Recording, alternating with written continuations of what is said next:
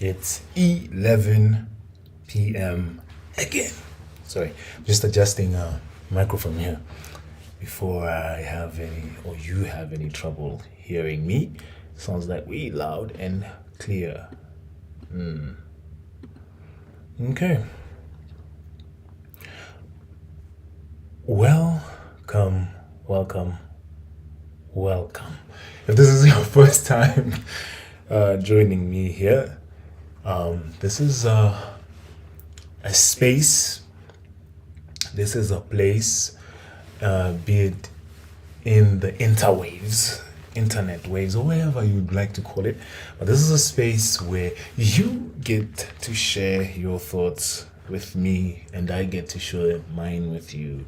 If you are joining for the first time, just shoot me any questions in the live chat. I hope I will see them.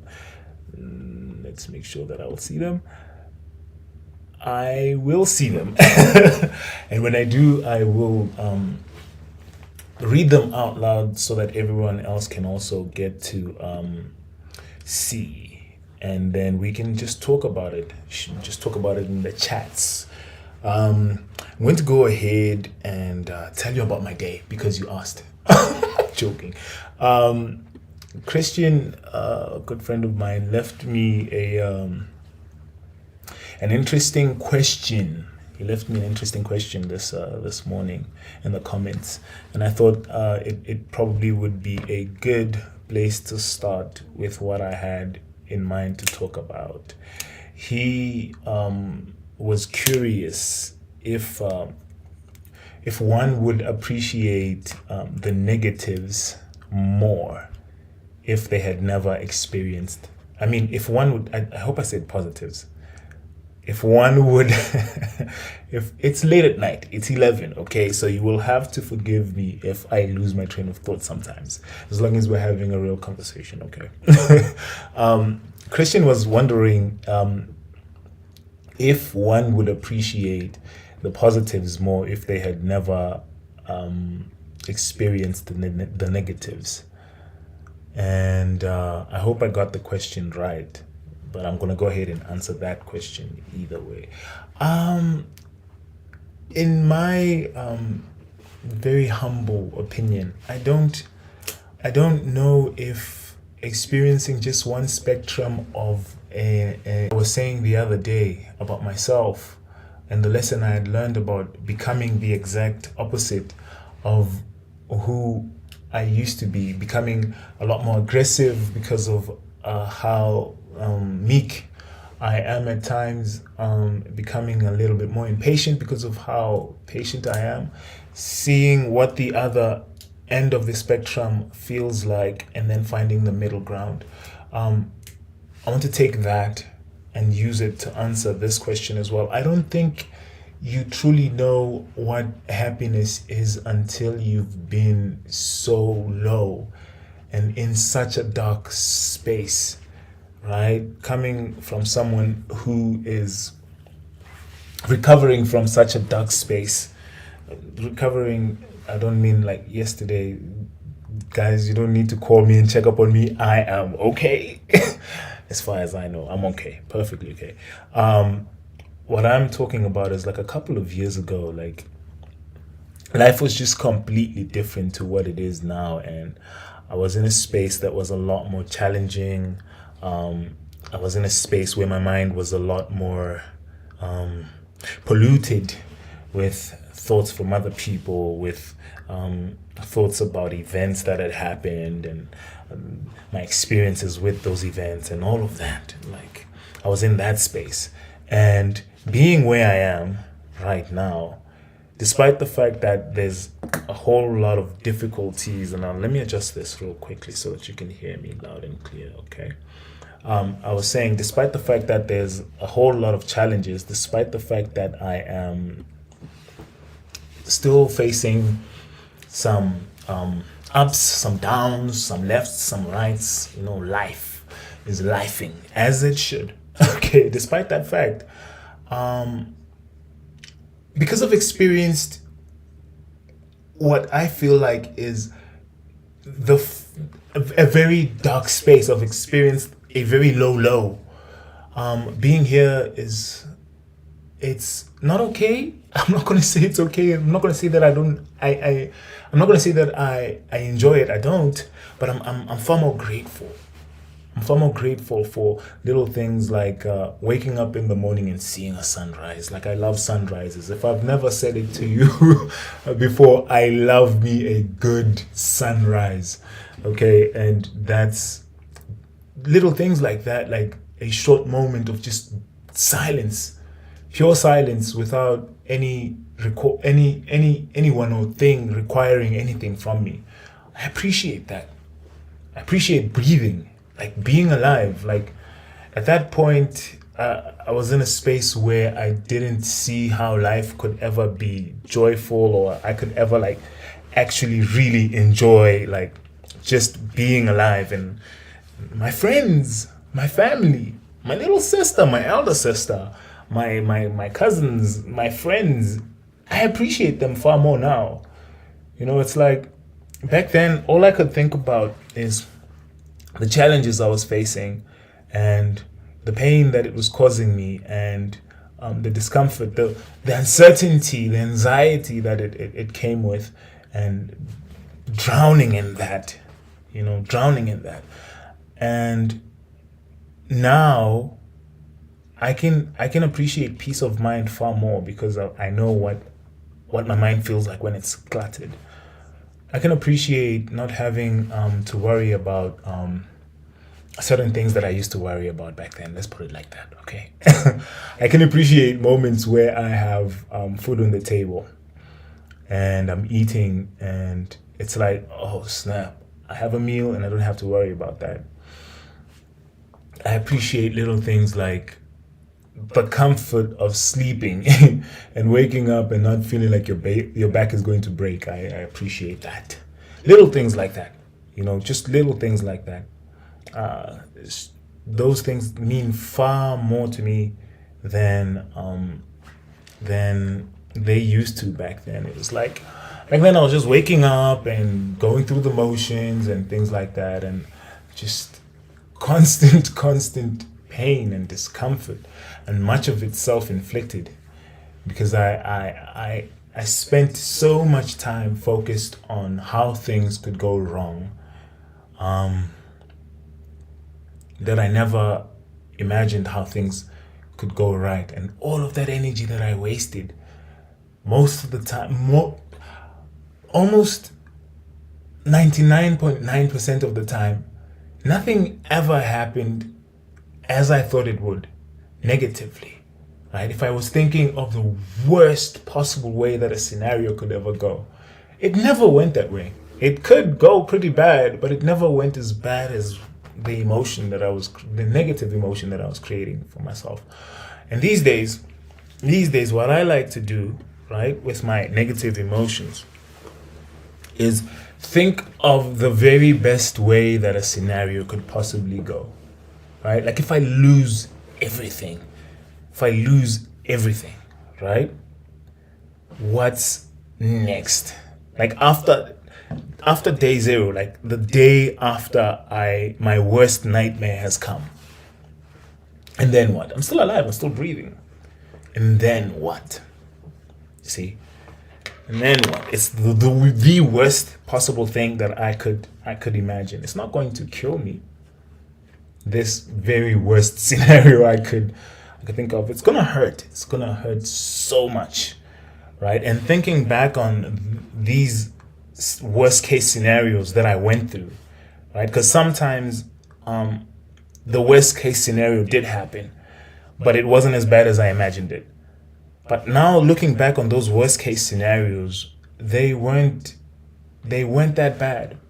Well, they were bad, I'm lying. But despite the fact that they were so bad, it wasn't what I imagined it would be like. For me, it would almost feel like every time that I would go through this negative experience, I'd just stop existing right after. Like, I'd be so ashamed that I stop existing. And I don't know why that's like my worst nightmare, that I stop existing. I couldn't see past that worst worst case scenario, that pain of the worst case scenario. I couldn't see past it. And if you've ever been cut before, like when you're cut, like slice of a finger off or something, right? I don't know. I have a certain, I won't call it a fear, but I'm very uncomfortable with the integrity of my body being compromised in any way, like maybe a cut finger or anything like that. High pain tolerance, but I don't like to see pieces of myself not looking like they should. Recently dislocated my knee, and it was nearly 90 degrees off angle. Okay. And that was the most gut wrenching experience I have been through recently. Straightened it out and it popped right back into place. Right. And right before that, I had been fearing so much that I would dislocate my knee that I wasn't walking normally. I'm learning this from the doctor I've been seeing, the doctor I had to go and see. Apparently, because I was so afraid of dislocating my knee from previous injuries, what had happened is I ended up compensating for it and putting most of the stress on my other leg and not relying on the correct muscles to move my leg and my knee. And that in turn weakened the same muscles that were responsible for keeping my knee in place. Right. So my fear of the worst thing happening, which was dislocating my knee, ended up deteriorating the state of everything else that supports my knee and keeps it in place to such an extent that my knee ended up getting dislocated. Right? If you're following my drift, I'm sure you get it now that I'm trying to say this, right? Sometimes the effort that you put, and it is effort, trust me, into thinking negatively and feeling negative emotions and crafting you craft such masterful ideas and such masterful storylines, right? You craft them so beautifully. And that effort that you put into doing that, and that energy that you spend into creating these storylines, it is causing all the other parts of you that should be supporting your growth, should be supporting your health, to deteriorate to such a point that you're going to end up exactly where you are afraid of. If I had been more courageous and let weight fall onto my bad knee and let my bad knee, my weak knee, carry the loads that it's supposed to and fall apart sometimes, but I catch it and pick it back up, right? If I had allowed that, the tendons and all the scientific blah, blah, blah words for it, maybe they would have been strong enough to support my knee. Right? Maybe if I spent more energy in imagining the best way that any scenario could possibly go, right? What's the worst that's gonna happen? I'll be disappointed. That's the worst that's literally the worst that could happen. That what you thought it was, it isn't. Which, if you look at it, right? Even if you're holding on to negative ideas about how something is going to happen, at the end of the day, you're still going to be disappointed because things are not going to fall into place the exact way that you want them to be or you imagine them to be, even in a negative sense. They're not going to happen the way that you think they will, right? And the energy that you spent in feeling negative, you could have been focusing it towards your growth. So I like to, despite how negative a situation is, despite how negative the feelings in me are, despite all of that, I like to keep a positive outlook on things, calm and steady, positive outlook on things. It's like what if this happened? Okay, what if it doesn't happen? What if I don't fall into a pit? Because I am creative like that. Like before I leave the house, like all kinds of weird things come into my mind. Like, oh my gosh, what if this happens and that happens? And I have to bring every thought into captivity. Let me preach. And then grab those thoughts and turn them into the exact opposite, the most positive they could be. For every thought that is negative that I have, I replace it with the exact opposite positive, right? Because it's the same energy that I'm expending, but I'm putting myself in a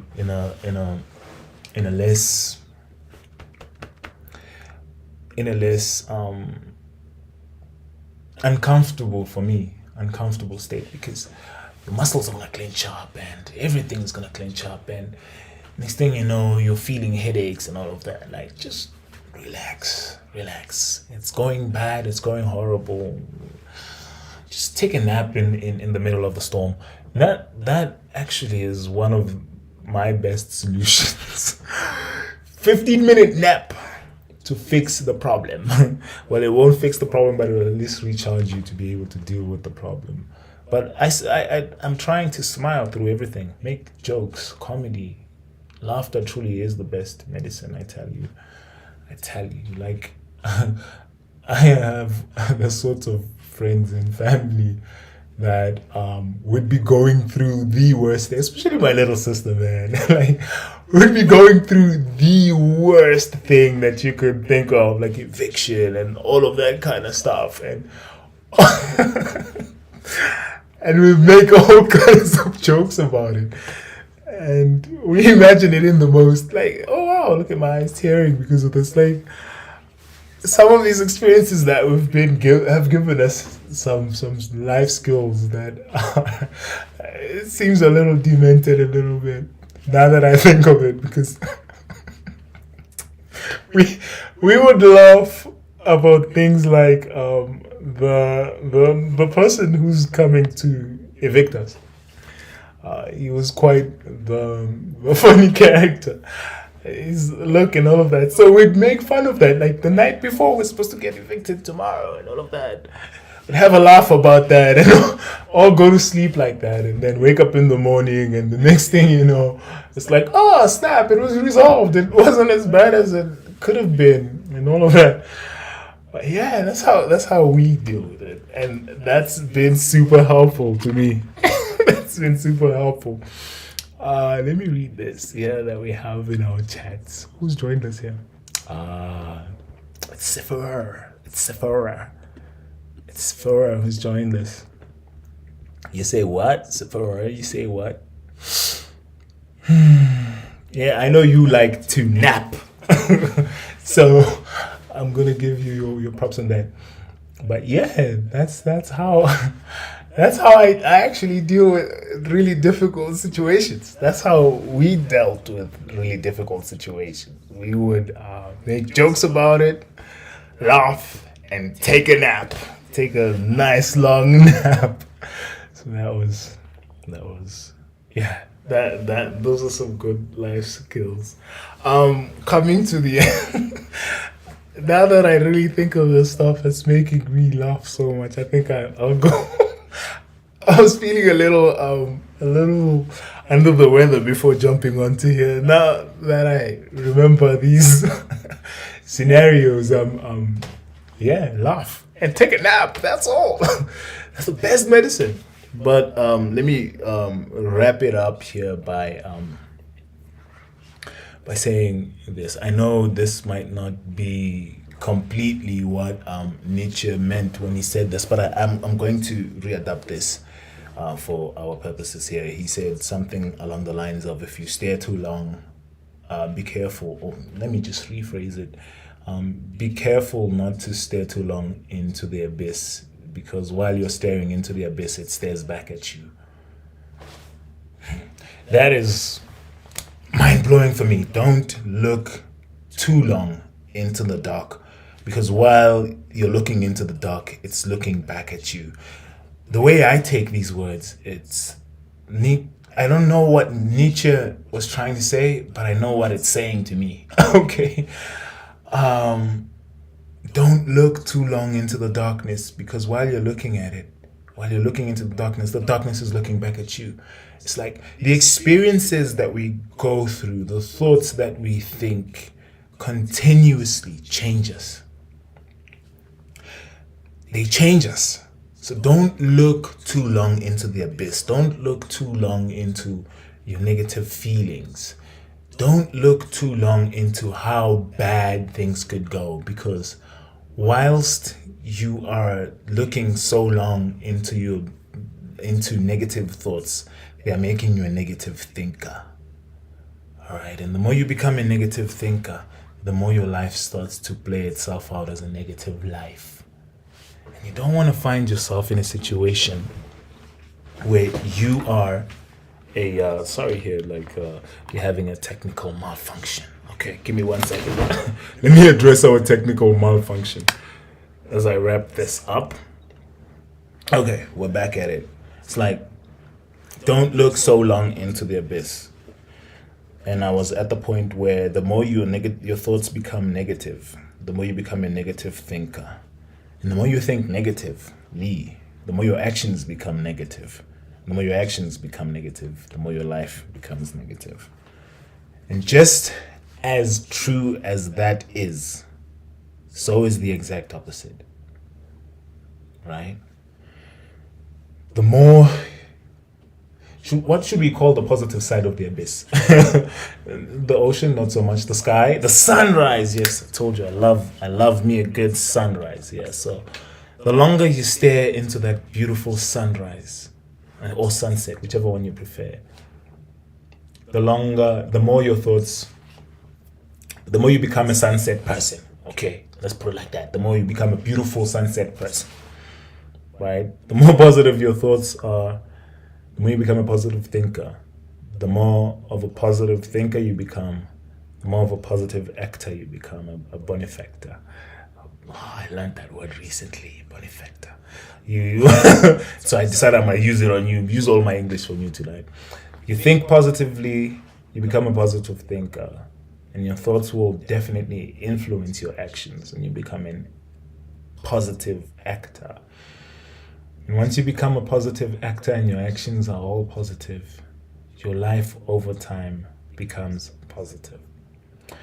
I thought I would leave you with that, and for everyone who's going to be joining us later after the fact, leave your comments, leave your likes, subscribe, all the YouTuber things that people say here. Do it. Because I don't know what if you don't an airplane. Okay, let me not do that. That was about to get really dark real quick. But if you don't, I'll cry. I'll be really, really sad. Okay. Great. All right. Thank you very much for your time. I really do appreciate you. I appreciate you taking the time to be here. Sephora, good night. Take a nap. Okay. I know how much you enjoy your naps. Good night. See y'all tomorrow, same time, 11. If you're not able to join us during the actual conversation, that's okay. Watch it later. Or when you can, jump in at 11 and let's have this nice late night heart-to-heart of ours, okay, shall we? All right. See you guys tomorrow. I'm out. Good night. Should I play you guys a song? Do you guys want me to play you a song as we go out? No. Okay, cool.